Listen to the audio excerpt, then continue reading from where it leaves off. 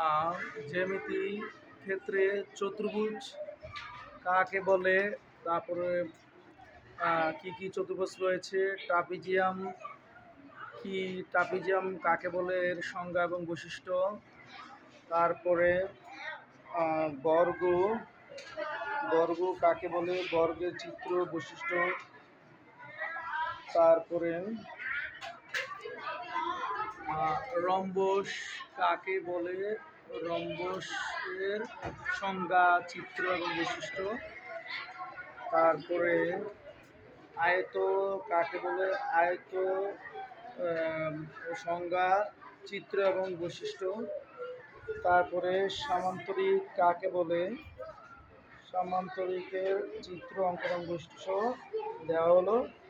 সবাইকে ধন্যবাদ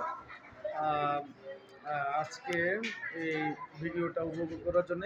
আশা করি প্রাথমিক লেভেলে যেই বিষয়গুলো, যেমন ছোটোখাটো চতুর্ভুজ সংক্রান্ত সমস্যার সবগুলো সমাধান এখান থেকে আপনারা বুঝে নিতে পারবেন।